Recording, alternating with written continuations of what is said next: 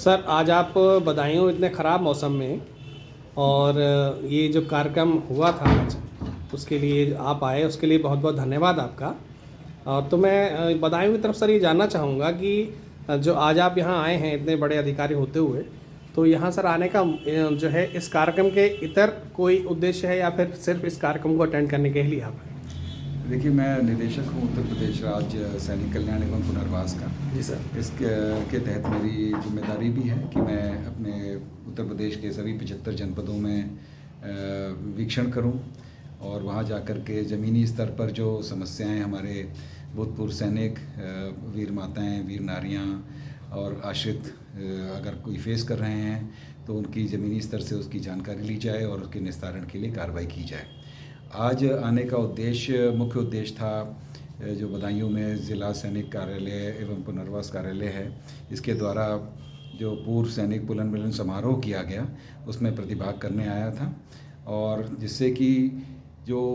प्रदेश स्तर के ऊपर इनकी जो तमाम कल्याणकारी योजनाएं चलाई जा रही हैं उनके बारे में भी इनको जानकारी दी जाए और साथ ही साथ जो इनकी समस्याएं हैं उनके बारे में भी जानकारी मुझे प्राप्त हो अद्यतन और उसके ऊपर जो कार्रवाई अपेक्षित है वो उसके ऊपर कार्रवाई की जाए। तो ये मुख्य मकसद था सर ये जो मैं जानना चाहूँगा कि अभी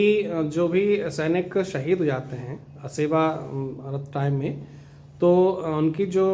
वीर नारियाँ या वीर माताएं होती हैं, तो उनके लिए सरकार की तरफ से क्या योजना चलाई जा रही है उनके पुनर्वास के, ताकि उनके जो चला गया उनका कमाने वाला उसके पीछे कोई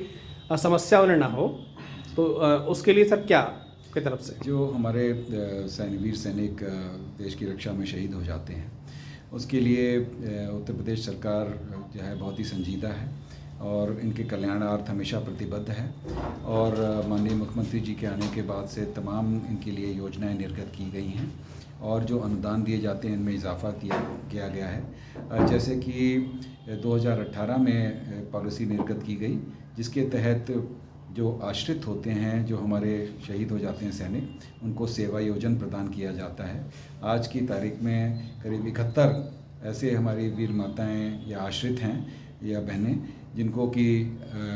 सेवा योजन प्रदान किया गया है। ये हमारे विभाग में ही प्रदान किया गया है और साथ ही साथ जो उनको अनुदान की बात करें तो उनके अनुदान जो दिया जाता था वो उसमें भी इजाफा करते हुए 50 लाख का एक आर्थिक अनुदान उत्तर प्रदेश सरकार देती है। साथ ही साथ जो पुलिस एवं आर्म फोर्सेस सहायता संस्थान है उसकी तरफ से भी 11 लाख रुपए का अनुदान दिया जाता है और अन्य जो बाकी उनके बच्चों की पढ़ाई लिखाई के लिए भी तमाम योजनाएं हैं और साथ ही साथ जो हमारी पुत्रियां के विवाह हेतु, जो विधवाएं हैं उनकी पुत्रियों के विवाह हेतु भी अनुदान दिया जाता है। तो तमाम किस्म की योजनाएं इनके लिए चलाई जा रही हैं जिससे कि ये अपना जीवन जो उनके पति या बेटे कोई शहीद हो गए हैं उनके अभाव उनको महसूस ना हो और सरकार हमेशा उसके प्रति संजीदा रहती है और ज़्यादा से ज़्यादा योजनाएं और उनके कल्याणार्थ हमेशा प्रतिबद्ध रहती है। सर एक छोटा सा सवाल और करना चाहूँगा।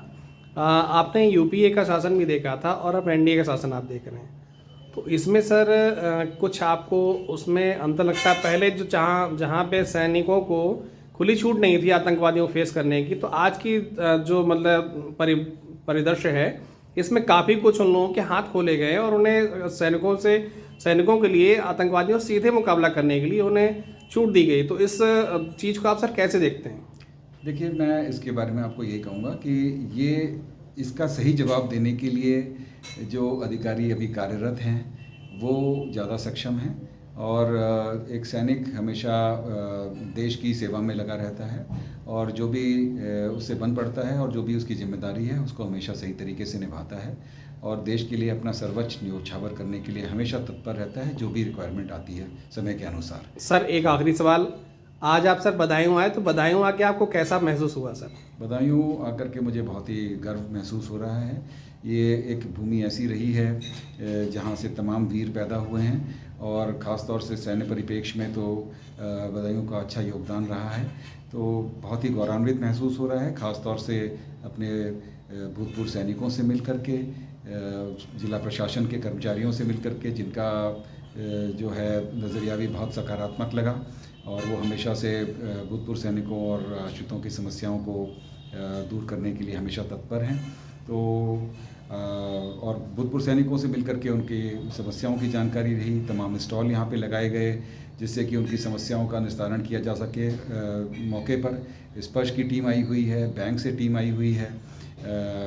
ECHS के कर्मचारी आए हुए हैं उनकी मेडिकल की सुविधा के लिए, कैंटीन की सुविधा उनको प्रोवाइड करी जा रही है। तो ये सब देख करके काफ़ी अच्छा लगा और मुझे पूरी उम्मीद है कि हमारे भूतपूर्व सैनिक और आश्रित जो दूर दराज इलाके से यहाँ करके जिन्होंने आज प्रतिभाग किया है इस पूरे आयोजन से लाभान्वित हुए होंगे। सर कैमरे टाइम से बात करने के लिए बहुत बहुत धन्यवाद। Thank you sir.